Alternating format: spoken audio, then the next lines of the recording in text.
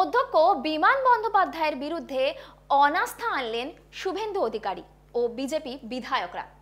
নমস্কার, India news বাংলায় আপনাদের স্বাগত জানাচ্ছি আমি ঋতুশ্রী মজুমদার। বিধানসভায় বিক্ষোভ দেখালেন রাজ্যের বিরোধী দলনেতা শুভেন্দু অধিকারী।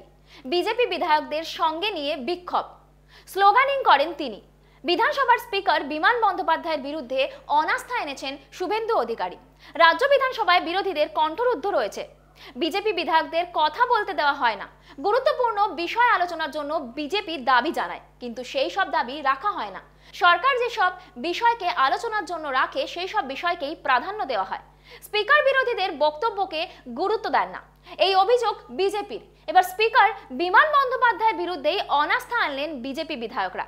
রাজ্যের বিরোধী দলনেতা শুভেন্দু অধিকারীর নেতৃত্বে বিজেপি বিধায়করা অনাস্থা আনেন। মঙ্গলবার নির্দিষ্ট সময়ে বিজেপি বিধায়করা শুভেন্দু অধিকারীর নেতৃত্বে বিক্ষোভ দেখাতে শুরু করেন। 50 জন বিজেপি বিধায়ক এই কর্মসূচিতে উপস্থিত ছিলেন। স্পিকারের বিরুদ্ধে অনাস্থা আনলো বিজেপি পরিদর্শীয় দল।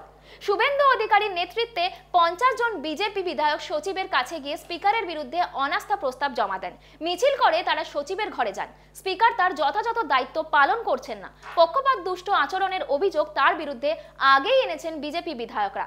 গতকাল সোমবার বিধানসভার ভিতরে রীতিমতো উত্তপ্ত পরিস্থিতি তৈরি হয়। নীতি আয়োগের বৈঠক ও মুখ্যমন্ত্রী মমতা বন্দ্যোপাধ্যায়ের বক্তব্য, এই দুই নিয়ে চর্চা চলছে। নীতি আয়োগের বৈঠক ঘিরে রাজ্য বিধানসভায় তৃণমূল বিজেপির দ্বন্দ্ব দেখা যায়। মুখ্যমন্ত্রীকে অপমান করা হয়েছে, এই দাবি তৃণমূল তুলেছে।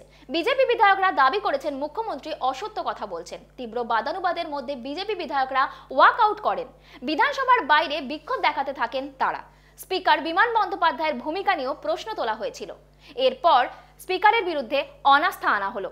বিধানসভার মধ্যে বিজেপি বিধায়কদের কণ্ঠরোধ কেন করা হয়?